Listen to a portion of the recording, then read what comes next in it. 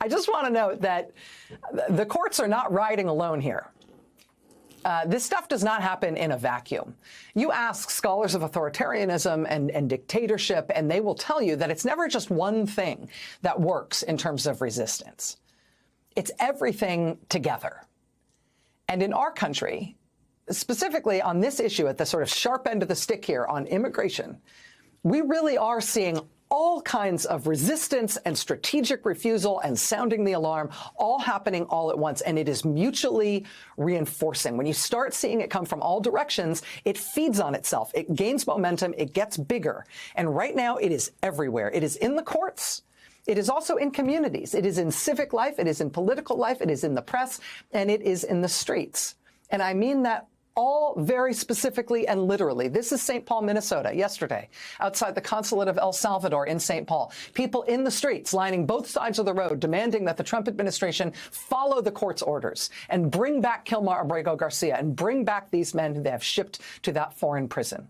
This was Santa Rosa, California yesterday. Local clergy leading a rally in support of immigrants and against what Trump is doing. This was Denver, Colorado yesterday. Again, local clergy leading a protest, a rally in support of immigrants and against the Trump administration's treatment of immigrants.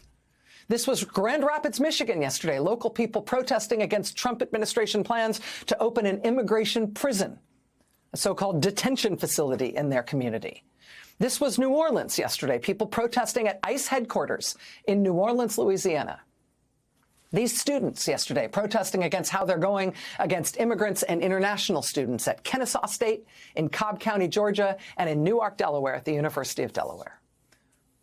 When the Trump administration took a young man who's a legal permanent resident named Mohsen Madawi in Vermont this week, the community where he lives, where he is absolutely integrated into that community, they sprung into action. They were worried that Trump's agents were going to come for him. His friends and supporters had created a text group called Mohsen Just in Case to prepare a support plan, a network, a communication in case it happened. They were with him when the arrest happened. They made sure to film it, to make sure that it was posted on social media, that they alerted the press. They had prepared for the worst with lawyers who had prepped in advance legal motions to stop him being removed from Vermont and flown to one of these immigration dungeons, for lack of a better word, 1,000 miles away in Louisiana or somewhere.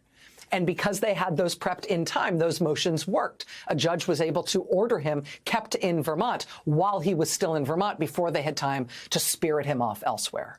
Vermonters have since been protesting at the prison where he is being held in their state. Mr. Madawi is Palestinian. He was born and raised in the West Bank. They brought Palestinian flags to show their support for him. And they banged drums and yelled as loud as they could in the hopes that he could hear them inside the prison. Now in Vermont, the Democratic leadership in the state legislature says they want to terminate their state's contract with the federal government to keep immigration prisoners, immigration so-called detainees in the state's prisons, in their own facilities. That's Vermont. In Raleigh, North Carolina, the Trump administration has just sent notice to 24 Christians who fled Afghanistan when the Taliban took that country back over. They are legally here in this country. They were given legal permission to stay here for obvious reasons. For not obvious reasons, Donald Trump is now taking that away and telling these Afghan Christians that they have to return immediately to the tender mercies of the Taliban right now, this week.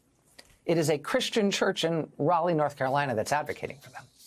At the Apostles Church in Raleigh, there's a community of Afghans, many going through the same thing. Pastor Nick Kaminsky says the church has organized resources to help asylum seekers navigate the process. It's a very personal issue. These are individuals, men, women, children that we know and have come to know and love. That's Raleigh, North Carolina. In Utah, it's people who are legally here from Haiti and Venezuela, who are part of the community that they live in Utah, who are beloved there. Their neighbors in Utah are stepping up to help them and also to sound the alarm. It's time for you to leave the United States. That's the first line of a letter from the Department of Homeland Security to several refugee families here in Utah legally. News specialist Dan Rascone is covering this story and joins us live. Dan, this has left neighbors shocked and upset.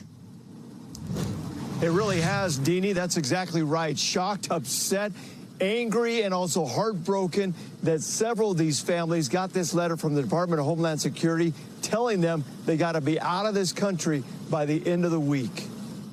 I'm angry, I'm sad, I'm embarrassed. Emotions running high. It's not right. It's inhumane. For this group of neighbors in Mill Creek. We love them and they love us. Gathered together to fight for 3 refugee families. I feel sad, really sad. That arrived in the U.S. and in their area not long ago. All of them getting this letter from the Department of Homeland Security saying, quote, "It's time for you to leave the United States. Your parole will terminate in 7 days." Unimaginable. The government that we love would do this to people we love. Honestly feel like family to us. 2 of the families are from Venezuela, the other from Haiti, all too scared to identify themselves. The letter said that I was supposed to leave. This mother from Haiti has a 2-year-old daughter. I was in shock because I wasn't expected something like that to happen because I came here legally. Attorney Jim McConkey with the Refugee Justice League is helping the families get representation. We're dealing with a group of people that are here legally, and the letters that were sent intentionally are designed to bully and mislead these people into believing that they don't have rights. That's Utah. That's Mill Creek, Utah. Those neighbors standing up for their neighbors who have been taken. It's protests, it's community life, it's also civic life. These students at Harvard today rallying to support international students at Harvard, who the Trump administration is threatening as a group, threatening en masse. As their own university, one of the highest profile and most prestigious universities in the world, takes a firm stand against the administration and says they will not accede to Trump's demands. We're going to have more on that coming up in just a moment.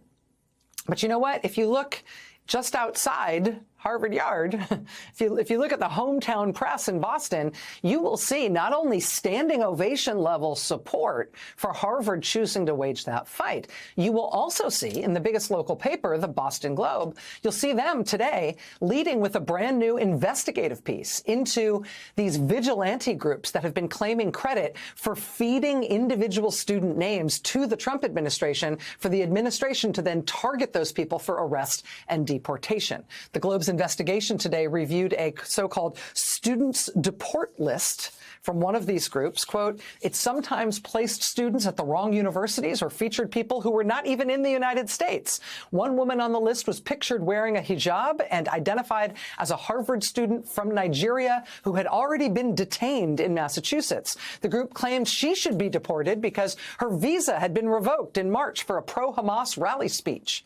Contacted by the Globe, the woman said she has never attended a pro-Hamas rally, she has never attended Harvard, and in fact, she has never visited the United States.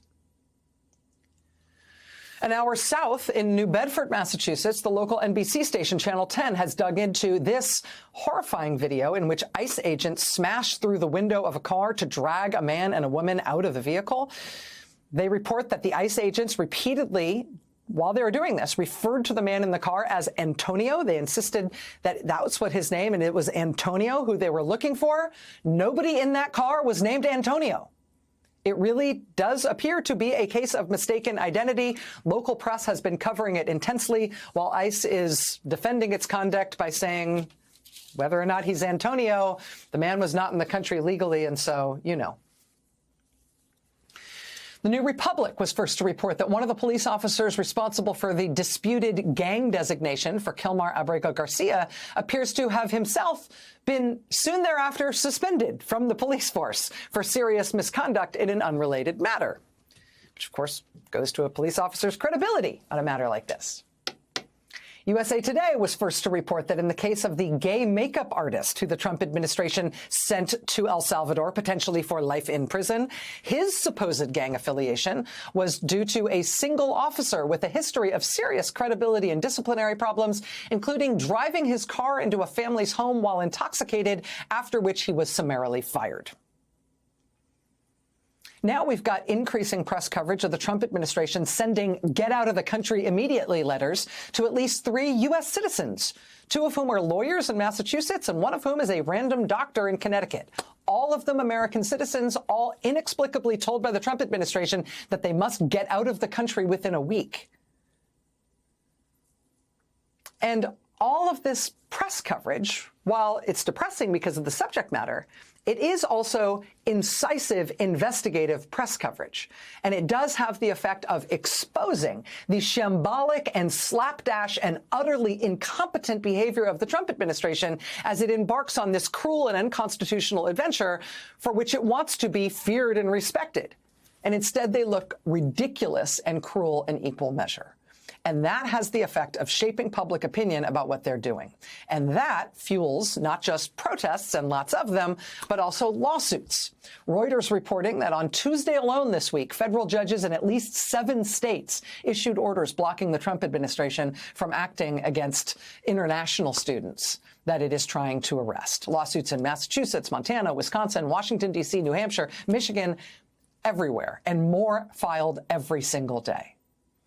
Those legal roadblocks tend to turn up information. The tide of incisive investigative press about what the administration is doing turns up yet more information about what Trump is doing and who he's hurting.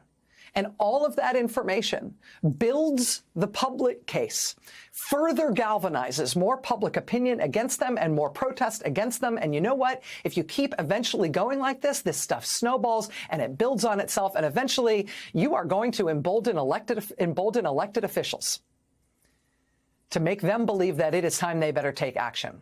And eventually you are going to end up with a U.S. senator in El Salvador himself trying to get his constituent out of there. And on that front, we have breaking news tonight. Just as we are getting on the air tonight, we have learned that Senator Chris Van Hollen, Democrat of Maryland, has been able to meet with imprisoned Kilmar Abrego Garcia. The government of El Salvador posting 3 photos online of the senator meeting with Mr. Abrego Garcia a short time later. Senator Van Hollen confirming that he did have a chance to meet with his constituent. He said, quote, "I said my main goal of this trip was to meet with Kilmar. Tonight, I had that chance. I've called his wife, Jennifer, to pass along his message of love. I look forward to providing a full update upon my return." It is unclear where that meeting took place. It is unclear what Mr. Abrego Garcia's current status is. We are working on getting more information from Senator Van Hollen's office. We will bring it to you as we get it. But note, none of these things on their own is enough. But all of them together are really something. And all of them together just might be enough, right? 1 if by land, 2 if by sea. Fast horses, a relay of riders to alert everybody along the way, everybody ready to do their part. We've had 250 years of training for this. We know what to do.